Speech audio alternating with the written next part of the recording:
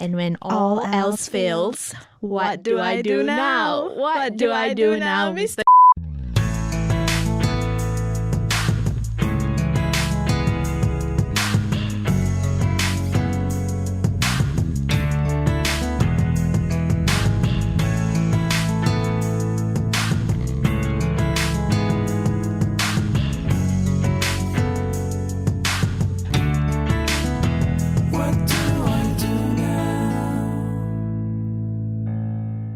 Conversations, they are all around us. Sometimes we are mere listeners to this very surrounding noise.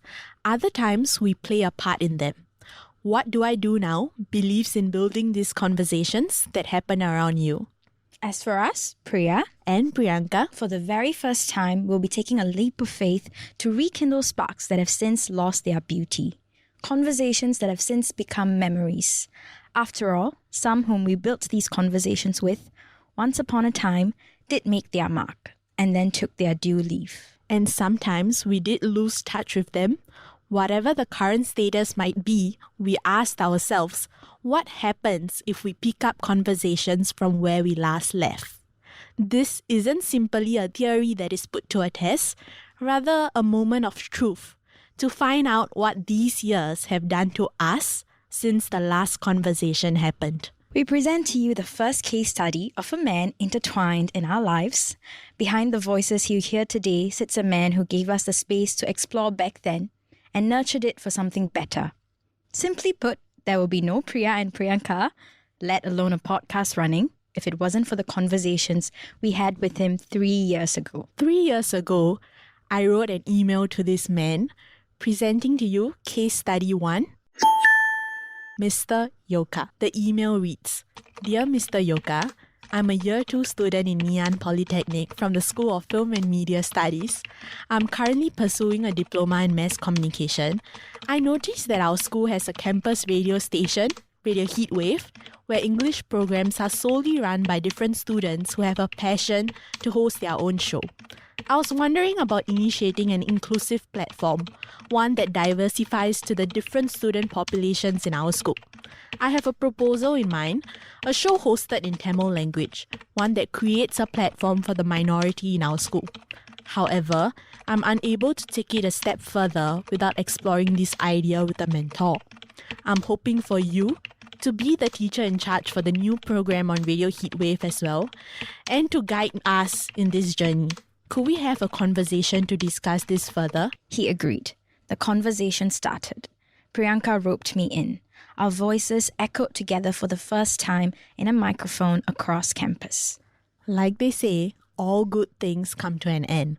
The program did come to an end, and yet we pushed for him to be part of our lives, to guide us yet again when it was time to select a teacher in charge for our internship period in school. He stepped up once again. English breakfast tea. That's how our internship visits with him used to happen. The man visited us at work and would casually drink his tea while checking up on us. It almost felt like our friend was greeting us at work just to check if we were still in good shape and in good hands. 3 years ago, conversations with him always felt like a breath of fresh air. He was the teacher of dreams, our dreams. He made the impossible possible for us. We dreamt while we lived, be it the friendship that Priya and I shared, the ability to freely create ideas and to be groomed by him, or the time we disclosed to him we wanted to explore the media world, specifically TV production. He carefully paved our internship path as well. But that was 3 years ago. 3 years ago, we believed in this dream. He liberated us with power, passion, and a promise. 3 years later, the conversations have since become a faint memory to look back on. Life hit us so hard in a way that we are still trying to comprehend. The Priya that I knew back then would never have thought that the last thing he left me with, my internship experience, would take me on a mindless journey of work. 3 years later, I'm seated in this very spot, being completely unaware if the years invested in work was even worth the fight. I started off as an intern, and I'm an assistant producer now. On some days, it feels like there's a lot to celebrate. On other days, I just look at my peers who graduated alongside me, pursuing their degrees, living a life that is not surrounded by shooting schedules and burnt weekends. I wonder to myself just how long I can hold this title of an assistant producer. Maybe I should have pursued a higher education a long time ago, one that would reset my status, my paycheck, my ability to re-evaluate my life all over again. The Priyanka that I knew back then would have never thought that the last thing he left me with, courage, to pursue my dreams again all odds, one that would come falling back on me years later. I'm in my 3rd year of my degree now. The waves have since calmed, but when I first started, the odds beat me to it. I had no idea what a degree would cost me. Here I was, pouring myself over 160 pages worth of reading of Stanislavski, who seemed to know it all. According to my professor, well, he understood everything, but I understood nothing. I lost my purpose, the hunger to chase after my dreams, the ability to turn anything and everything that I dreamt into my new reality. When all else fails, what do I do now? What do I do now, Mr. Yoka? 2017 or 2016, I received the email from Priyanka. I read the email. I says, okay, this is a good opportunity. In fact, I started Radio Heatwave back in 2004, 2005 with 4 languages. We have all the representation of the races in Singapore, including Tamil. So I thought, okay, is this coming back to me again? But I wasn't in charge of Heatwave though, but it's coming to me. So I thought, okay, why don't we should actually support this? And I'm very happy that Priyanka approached me with that idea, and I said, okay. And that's how it started. In fact, it has a special moment for me in that sense, because I never had this before. Nobody came to me.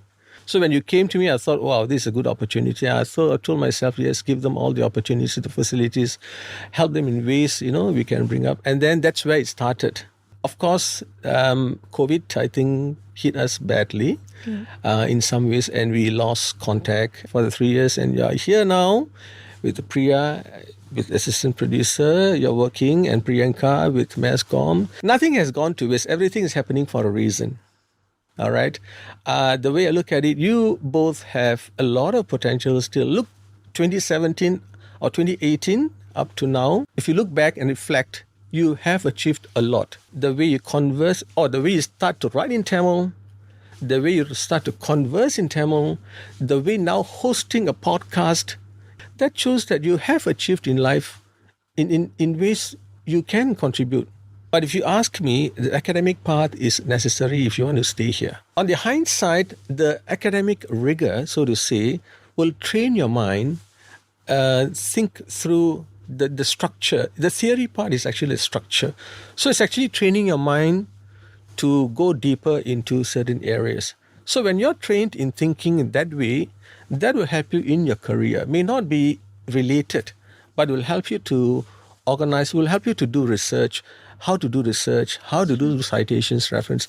So that part is the part that you have to keep with you, because that will help you in whatever job you wanted to do. For example, if you want to do a feature drama on radio or TV, you need to do research. Then the academic thought, academic thinking will help you. Okay, this is how I did in school.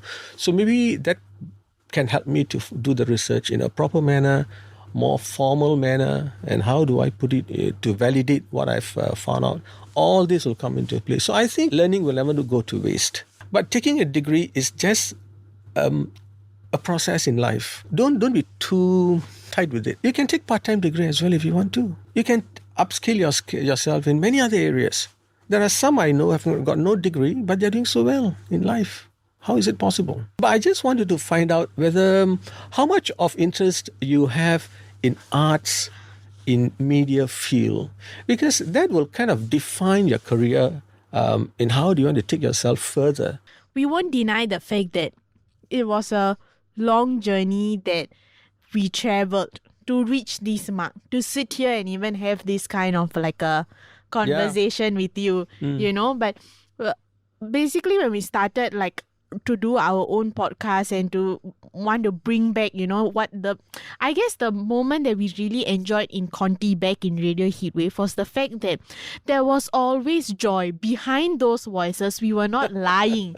It was genuine joy to always be there, to be under your guidance, to meet the people, and the reach that we got also was immense. Immense, yes. Yeah, so that was that. But we felt like halfway, like for an example, like for me, I always wanted to write. Like it's one of my biggest dreams, like in the industry, to be able to write. But then you step in and then you meet like such good souls around you who are extremely talented in writing that, like, to be very frank with you, Mr. Yoka, that I don't want to write. At that point when I was over there, I didn't even feel like I was good enough to write. And I feel like that is one of the industry's big loophole, in the sense of like when new people are coming in and whatsoever, it feels more intimidating than like they open your hands and welcome you and say that, yeah, come in, like we will teach you, And I felt like that halfway through, we really felt it, that where is the teaching process? Where is the part whereby you embrace someone and say, come, I'll teach you, or like, come, write, like no matter what happens, that kind of a thing. Yeah. But I also have to let you know, during this time, and this was a piece of advice that you shared with us then. You said, be careful. And I remember, I think it was you, because during internships, you visited us 3 times as part of the module. And then we were in the car park during our last visit. And I think we had expressed to you that, we really like production, but it's difficult and everything. And you just looked at us and you say, if you want to be in this field, you have to be careful. And I felt like I carried that with me everywhere I went, because I worked, with Priyanka. Then I worked without Priyanka and separate for commercials. And then I went back to working with Priyanka. And I remember at each point because when you work as a freelancer, your work environment is always changing depending on the project that you're entering. So I just remember anytime I would feel like when I'm the nerves or the scares, like the intimidation getting to me, I'll just be like, no, Priya, you can do this, but you just have to make sure that you're careful. Like I'll always, reflect back to that moment. And as much as I feel like, I'm glad that you had a good experience teaching me and Priyanka, but we had such a tremendous experience being taught by you. And I just want to let you know that we really carried everything that you told us at every point in our life. And it really stuck with us. I mean, and will remain to be, remain in our hearts for, I think, till the end of time. In the last 3 years, we never took your words of comfort ever for granted. We always knew that it was something that's very special and very close to us. But I guess they will say, right, the moment you step into reality and then you meet people and then you start working, sometimes, to be very honest with you, my mind will always cross back to the day that we were all sitting down in Conti. Yeah. And then when I told you, saying that, Mr. Yoka, actually I feel like exploring a radio. And then you looked at me and you said, but Priyanka, you have this right now with you. You should explore something that is more different, because you're not going to have this even if you're trying to take the radio route and go around. And till today, it always crosses my mind, saying that maybe he was trying to tell me something even deeper, but I didn't dig for it deeper, because after that, as much as we explored production and everything, even though I was schooling, just to give you some context, I was schooling and working also at a certain period of time. Early this year, it was like that, because I was very passionate and I said I wanted to be inside a first drama series. It's always a huge dream of mine. I have no idea why, but I always wanted to do a drama series and be part of it. But then after you finish everything and you come out of it and then you re-evaluate your life, then that's where, even Priya's question where she asked you, saying that it hits you so what now? I think, when we were in poly, when you first opened this radio door for us and then we got into exploring production, we still felt sort of protected. In a sense, there was like this like safety blanket that we felt like where all we wanted, like we could just give our full energy into just dreaming and like exploring that dream and giving it our all. And then when you're in the real world, I think there's a lot of other obstacles that come into play. And sometimes, you picture rainbows and sunshines, but they might not happen, like even in terms of your dream itself. You might come to find yourself in realities where you're like starting to question, okay, this is my dream, but can I handle it? And like, how much am I, like, I want to give it my all, but it feels like, it's hurting me. And like, I don't know, how do I still keep pushing? Because I know that I want to do this, but no matter where I'm going, I feel like there's an obstacle coming, from every single way. And how do I balance, or how do I find my footing at each moment and still find myself, working hard for my dream? Because I feel like when you step into the real world, there's a lot of people who want to tell you, just give up and go. We're not here to tell you that we are scared or like the challenges have dampened us. But I think one thing that makes it very hard is when you were with us, we always knew that if we fall, there's someone to hold and say that, no, keep going. But I realized that as we walk this path, when we fall, it's like you put this upon yourself. So you tie your own laces and you just have to keep going. To me, I think I can feel and understand both of you. For me, I think, you see, there will be a time that you crawl in life. There will be a time that you stand up. There will be a time that you start to run. And there will be a time that you start to speed and sprint. You are now in a time where you need to actually sprint. All right. So when you crawl, there will be something there as a safety net. Walk, maybe. Run, maybe with the safety gears. Sprint may not be. All right. So in that sense, you yourself is your safety net. You are your own safety net. And what part of your body is your safety net? It's your mind. You need to train your mind. You need to talk to your mind and say, look, if I'm left alone to pursue my dream, my passion, which I'm so interested in it, I want to move along with this, I want to fulfill my dream, what should I do? The mind will tell you, look, logically you should be doing this. But when you talk to your heart will say, look, you have some emotions running through, then how?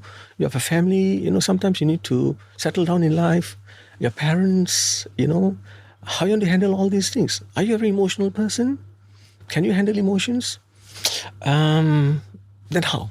So that's how the tussle, the fight will be in your mind, with your mind and your heart. But I think you both have done so much, enough to be on your own feet. Even if you fall, you will not get hurt. Even if you're hurt, that hurting is for a reason. That hurting could be to protect you from falling even deeper. So take that hurt, take that pain. The pain is always necessary in life. You'll never enjoy success if you don't fail. So you must fail. You must have the hurt. You must have pain in you. Why is this happening to me? What have I done wrong? Shouldn't it happen to me? Why is it happening to me alone? Not to anybody. Yes, why? But after that, you overcome that feeling and you move on to do, okay, now I think I should be doing this. It's okay, it happened to me. When I'm going to do one more time, it'll be better than what I did before. So it's always a stepping stone. So don't be scared of falling. Don't be scared of get hurt. Of course, people around you might be challenging to you to handle, might hurt you in some ways. Media is such. Because every step you take in media is a learning step. The learning curve in media never ends, The only difference is the learning curve sometimes becomes steep, sometimes paced, sometimes flattened. Mm-hmm. But the learning still takes place. Yeah? So you have to learn along the way. But as you learn, make sure the learning is happening to you in such a way that you use the learning for your future success in media. Mm-hmm. Don't let the learning, yes, then you drop it. So that's why you need to do that kind of soul search and see, what should I do? If I'm doing this, if I'm having these weaknesses, strengths, how should I capitalize on the strengths I have?